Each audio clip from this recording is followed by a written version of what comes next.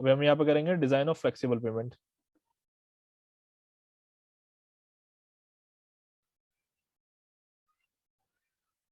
Design of flexible pavement का मतलब क्या है? जो हमारी फ्लेक्सिबल पेमेंट है ना, जो जस्ट हमने अभी सबसे पहले पढ़ा था, उस फ्लेक्सिबल पेमेंट को बनाते कैसे हैं, उसकी जो लेयर्स हैं, जो चारों लेयर्स हैं, उन सबकी थिकनेस अब हम यहाँ पे निकालेंगे कि भैया ये जो सॉइल सबग्रेड है, या जो हमारा बेस कोर्स है, या सब बेस है, या फिर बेस है, या फिर सरफेस है, उनकी थिकनेस कितनी ली जानी है। ठीक है, तो ये चीज हम यहाँ पे इसमें करते हैं। तो इसके लिए हमारे पास में कुछ मेथड्स हैं, जैसे कि सबसे पहले हमारे पास में आता है यहाँ पे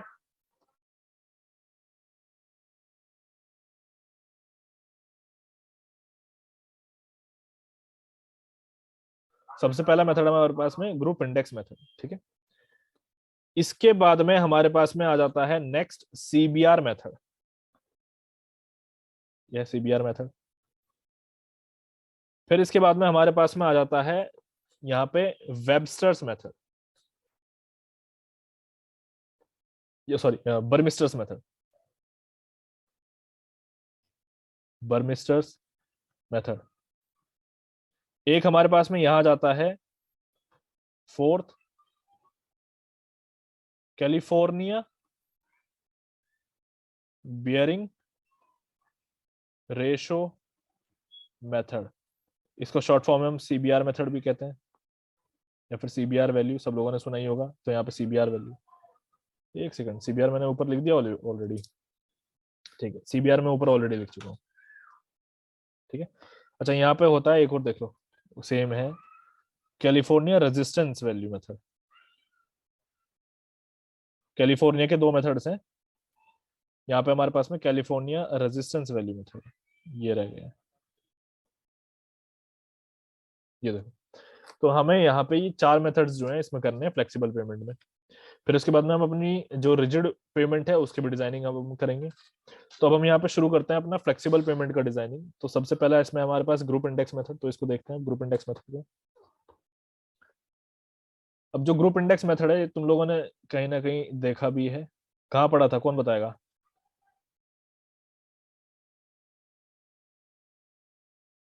ग्रुप इंडेक्स मेथड को हम जीआई मेथड भी कहते हैं।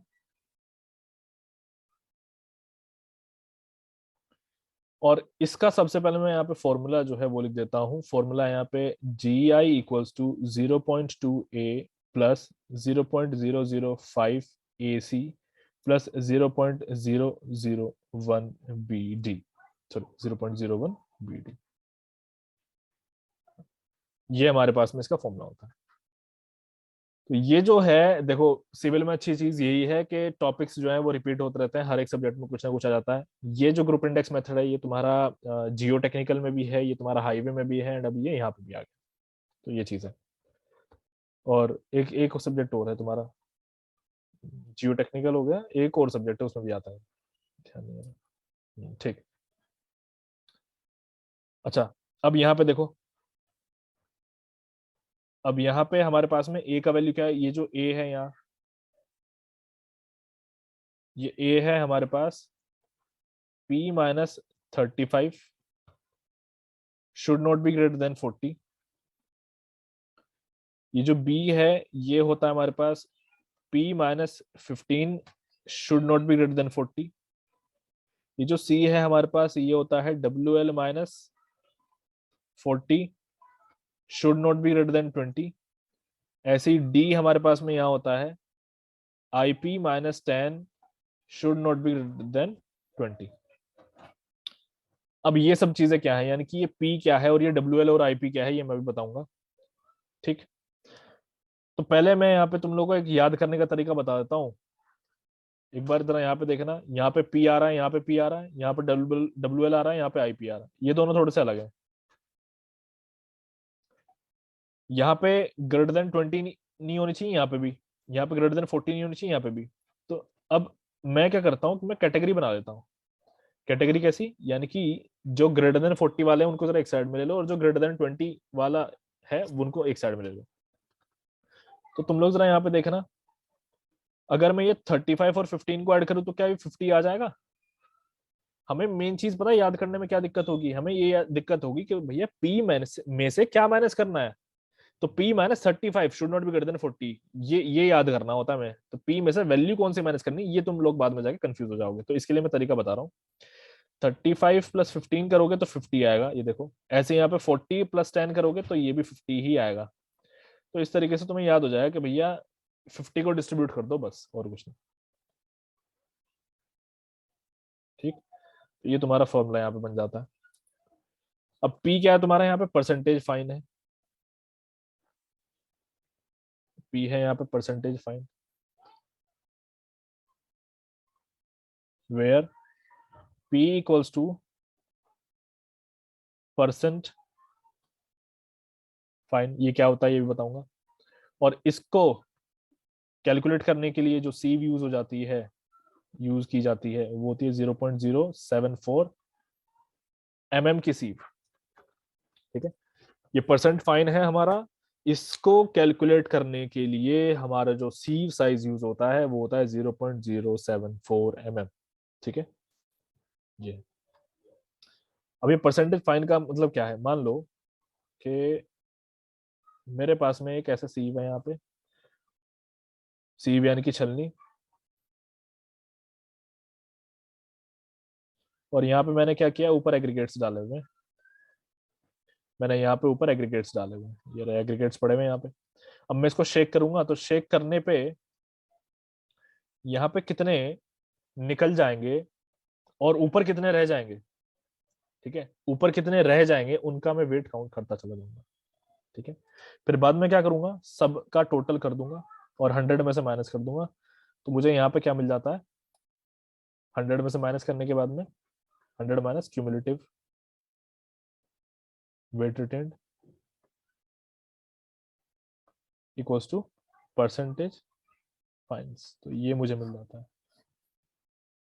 खैर ये चीजें जो हैं ये तो तुम्हें हाईवे के लिए तो गिवन होंगी क्वेश्चन में। ठीक है, ये चीज आती है जियो टेक्निकल में कि परसेंटेज फाइन्स कैसे निकालते हैं, तो मैंने फिर भी एक बार बता दिया यहाँ पे। आई होप यहाँ तक सभी को क्लियर हो गया होगा। अब यहाँ पे देख लेते हैं हम WL क्या है और IP क्या है। तो यहाँ पे हमारे पास में WL है लिक्विड लिमिट। ठीक है, और जो IP है वो होता है हमारे पास में plasticity index.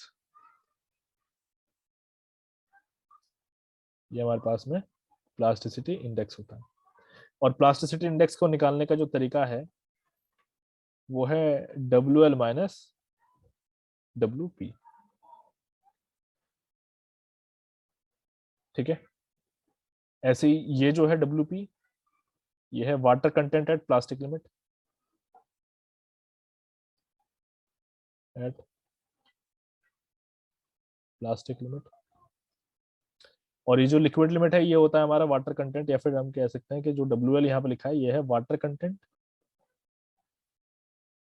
Eight liquid limit. ठीक है, ये जो कॉन्सेप्ट्स हैं ये वाला और ये वाला, ये हमारे जियो टेक्निकल के कॉन्सेप्ट्स हैं। हाईवे में यहाँ पे तुम्हें वैल्यूज एग्जैक्टली गिवन होंगी कि करना क्या है कैसे करना है। ठीक है, अब यहाँ पे देखो इस GI मेथड का यूज कैसे किया जाता है। तो यहाँ पे क्या है कि जो GI की वैल्यूज ऑब्टेन्ड होती हैं वो 0 से लेकर के 20 के बीच होती हैं।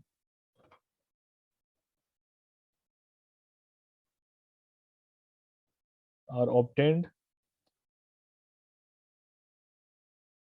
Between 0 and 20। ये बहुत इंपॉर्टेंट है, हमारे पास में MCQs में पूछा जाएगा कि GI की जो वैल्यूज होती हैं उसकी रेंज क्या है, वो है 0 से लेकर के 20। कह सकते हैं कि मिनिमम वैल्यू 0, मैक्सिमम वैल्यू 20। ठीक है, अब यहाँ पे जितनी कम वैल्यू होगी GI की उतनी अच्छी क्वालिटी होगी हमारी किसकी, मटेरियल की। Lower the GI value the better will be material quality. GI की वैल्यू जितनी कम, मटेरियल की क्वालिटी उतनी अच्छी। ठीक, हायर वैल्यू क्या शो करेगी, पुअर क्वालिटी शो करेगी।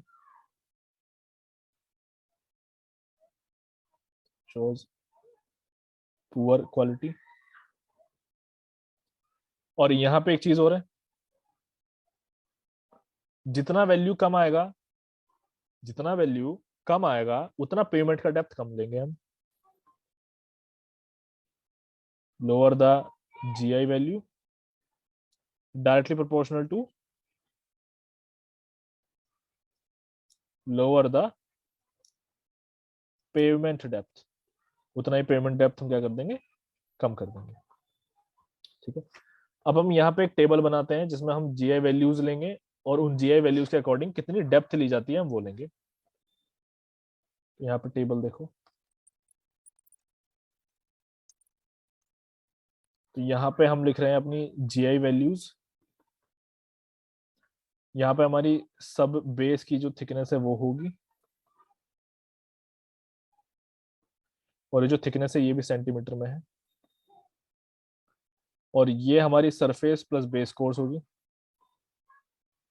सरफेस प्लस बेस थिकनेस,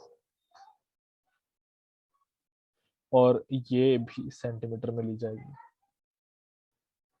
तो मान लो कि हमारी GI की वैल्यू 0 से लेके 4 के बीच में आई है।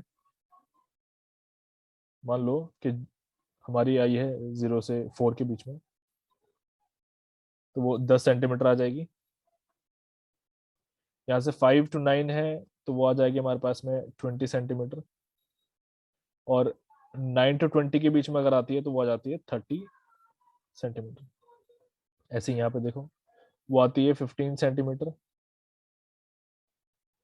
नेक्स्ट हमारे पास में आ जाती है यहाँ पे 20.5 सेंटीमीटर, और यहाँ पे आती है 30 सेंटीमीटर। ठीक है, अब यहाँ पे हम एक क्वेश्चन कर लेते हैं GI के ऊपर बेस्ड। यहाँ पे क्वेश्चन देखो, तो क्वेश्चन हमारे पास में यहाँ पे एक सॉइल सबग्रेड है, और उसकी कुछ वैल्यूज यहाँ पे हमें दे रखी हैं एज फॉलोइंग डेटा। कुछ वैल्यूज उसकी जो है हमें यहाँ पे दे रखी हैं, तो देख लो, soil passing from 0.074 mm sieve equals to 60%, यानी कि कितनी सीव पास हो गई, 60% पास हो गई है। LL यानी कि ये होता है हमारा लिक्विड लिमिट, शॉर्ट फॉर्म में उसने में दिया हुआ है, ये है लिक्विड लिमिट। ये उसने में दिया हुआ है यहाँ पे 45%। PL यानी कि प्लास्टिक लिमिट, ये उसने में यहाँ पे दे रखा है 21%। और कह रहा है कि थिकनेस बताओ पेमेंट की, calculate thickness of pavement required. तो ये चीज हमें उसने निकालने के लिए कहा है। ठीक है, अब IP तो उसने हमें दिया नहीं है, क्योंकि हमारा GI में देखो जरा फॉर्मूला क्या है। GI में फॉर्मूला हमारा ये है ना, यहाँ पे IP लेना है हमें, प्लास्टिसिटी इंडेक्स, है ना। तो जब उसने हमें IP नहीं दिया है तो हम क्या करेंगे, यहाँ पे देखो जरा, मैंने IP के लिए फॉर्मूला दिया था ना, WL माइनस WP, यानी कि water content at plastic limit. तो इसने वही किया है, घुमा करके दे दिया, प्लास्टिक लिमिट उसने हमें दे दी है। ठीक है, तो हम यहाँ पे अपना क्वेश्चन सॉल्व करना शुरू करते हैं। तो उसने हमें गिवन चीजें क्या क्या दी हैं, जरा सब लोग ध्यान दो अपनी कॉपी में। उसने हमें P दे दिया, यानी कि परसेंटेज फाइन उसने हमें दे दिया कितना, 60%। उसने हमें WL यानी कि water content at liquid limit दे दिया है कितना, 45%। और मैं तुम्हें बता दूं कि यहाँ पे परसेंटेज में वैल्यूज नहीं लेनी है, ये हो गया 21%। IP हमारे पास में निकल जाएगा, वो क्या हो जाएगा, WL माइनस WP, ये ऐसे हम करके जो है वैल्यू को निकाल लेंगे, वो हमारे पास में आ जाएगा 24%। ठीक है, ये 24% आ जाएगा। तो अब यहाँ पे आगे हम क्या करते हैं, सॉल्यूशन करते हैं इसका। तो यहाँ पे सबसे पहले A की वैल्यू निकाल लो। A हमारे पास में क्या होगा, यहाँ पे P minus 35 should not be greater than 40, यही तो होगा। सबसे पहली वैल्यू हम यहाँ पे A की निकालते हैं। तो यहाँ P हमारे पास में कितना है, 60 minus 35 should not be greater than 40। तो ये सॉल्व करेंगे तो 15, एक सेकंड, ये 25 आ जाएगा। 25% बिल्कुल सही है, 40 से ज्यादा नहीं है, एक वैल्यू हमने निकाल ली है। इसके बाद में अब हम यहाँ पे बी निकाल लेते हैं। बी हमारे पास में क्या होगा, p minus 15 should not be greater than 40। तो ये भी हमारे पास में कितना आ जाएगा उसी तरीके से, p का वैल्यू कितना है यहाँ पे हमारे पास 60 माइनस 15, तो ये कितना आ जाता है, ये हमारे पास में यहाँ पे आ जाएगा 45। और उसने कहा है कि should not be greater than 40 होना चाहिए। तो अब हम यहाँ पे क्या करेंगे, इस कंडीशन में हम b की वैल्यू को 40% ले लेंगे, सिंपल है। मैक्सिमम वैल्यू क्या होगी यहाँ पे b की, फिर 40 होगी, वो ले लेंगे। ठीक है, तो अब हमने दो वैल्यूज जो है अपनी निकाल ली, एक हमने a निकाल लिया, एक हमने b निकाल लिया। अब हम बाकी वैल्यूज को भी निकाल लेते हैं, जैसे कि हमारा c हो गया और d हो गया, उसको भी हम निकाल लेते हैं। तो c जो है हमारा क्या हो जाएगा, WL माइनस कितना है, 40 है ना, और should not be greater than 20। तो यहाँ पर WL हमारे पास में कितना गिवन है, 45 माइनस 40, तो should not be greater than 20, एकदम सही वैल्यू आई है। तो c हमारे पास में यहाँ पे कितना आ गया, 5 आ गया, ये c का वैल्यू आ गया। अब d देखो, d के लिए हमारे पास में कितना है,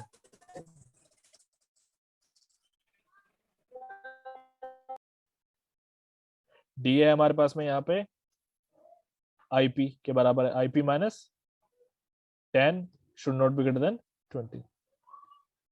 तो IP का वैल्यू हमारे पास में कितना है, 24 minus 10 should not be greater than 20। तो D का वैल्यू आ चुका है हमारे पास में कितना, 14, जो कि एकदम सही है। लो जी, ये सारी वैल्यूज हमारे पास में आ चुकी हैं। तो आई होप यहां तक सभी को जो है समझ में आ गया होगा, कोई दिक्कत नहीं है। अब मैं आपको एक चीज बता दूं कि GI वैल्यूज दो तरीके से हैं, जैसे कि ये आप फॉर्मूला देख रहे हैं, इसमें आप डायरेक्टली परसेंटेज में वैल्यूज को रख सकते हैं इस वाले फॉर्मूले में। लेकिन अगर फॉर्मूला थोड़ा सा चेंज होकर के आ जाए, यानी कि ये पॉइंट्स वगैरह अगर ना लगे हुए होंगे ना, तब आप क्या करेंगे, क्योंकि ये फॉर्मूले को दो तरीके से लिखा जा सकता है, इसीलिए मैं बता रहा हूँ। तो ये फॉर्मूले को मॉडिफाई किया हुआ है कि वैल्यूज को आप डायरेक्टली यहाँ पे परसेंटेज में रख सकते हैं। एंड इफ इन केस के यहाँ पे पॉइंट्स नहीं होते, तो यहाँ पे 0.2 की जगह पे आपको कहीं कहीं 20A मिल जाएगा, यहाँ पे 0.5 AC मिल जाएगा, यहाँ पे आपको 1 BD मिल जाएगा। तो समझ जाना कि वहां पे फिर आपको परसेंटेज में नहीं रखना है, वहां पे आपको कन्वर्ट करना पड़ेगा। ठीक है, तो अब यहाँ पे देखो, अब हम क्या करेंगे, अब हम जितनी वैल्यूज हैं ये सबको हम यहाँ पे पुट कर देते हैं और GI की वैल्यू को निकालते हैं। सब लोग अपनी अपनी कॉपी में जरा सॉल्यूशन करो और GI की वैल्यू को वेरीफाई करो मेरे साथ। 0.2 ए कितना है, अभी अभी हमने निकाला था 25, प्लस बी कितना है 0.005 AC, ए कितना है हमारे पास 25, और सी हमने जस्ट अभी निकाला है वो कितना है 5 है, प्लस 0.01 BD, बी हमारे पास में कितना है 40 है, बी हमारे पास यहाँ पे 40 है, और ये 14 है डी, अभी जस्ट यहाँ पे निकाला ये रहा। अब इस सारे को जब हम सॉल्व करेंगे तो हमारे पास में यहाँ आ जाएगा, ये हो जाएगा हमारे पास कितना 5, ये हमारे पास में हो जाएगा 0.625, ये हमारे पास में हो जाएगा 5.6, सारे को सॉल्व करेंगे आ जाएगा 11.225। अब जरा एक बार देखना 11.225 GI की वैल्यू आ रही है, तो इसका मतलब टेबल में आओ, 11.225 कहाँ पे है, यहाँ पे है, ये रहा 11.225, ये देखो। तो 9 से लेकर के 20 के बीच आ रहा है। तो थिकनेस अब यहाँ पे हमारी कितनी हो जाएगी, तो ये सब बेस कितना लेना है, 30 सेंटीमीटर लेना है, सरफेस प्लस बेस कितना लेना है हमें, वो भी 30-30 लेना है। अब एक सेकंड रुको, इसने क्वेश्चन में हमें क्या कहा था, calculate thickness of payment required. अच्छा ठीक है, इसका मतलब क्या है, इसका मतलब मैं तुम्हें बताता हूँ, दोनों को मिला करके हमें लेना है, ये दोनों की थिकनेस है मिला करके। तो पेमेंट की थिकनेस अब देख लो कितनी हो गई है, from table total depth of pavement equals to 30 plus 30, 30 पहले की फिर 30 बाद की, हो जाएगा 60 सेंटीमीटर। तो आई होप यहाँ तक सभी को समझ में आ गया होगा। ठीक है, ये हमारा आंसर आ गया। सर टोटल थिकनेस आ जाएगी ना ये तो? हाँ, ये टोटल थिकनेस आ गई।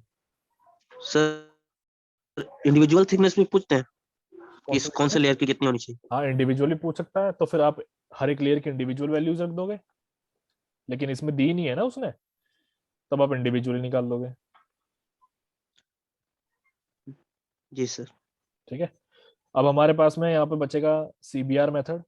अब सीबीआर मेथड को हम करेंगे कल की क्लास में, जो बाकी के मेथड्स हैं वो हम एक एक करके करेंगे नेक्स्ट क्लास में।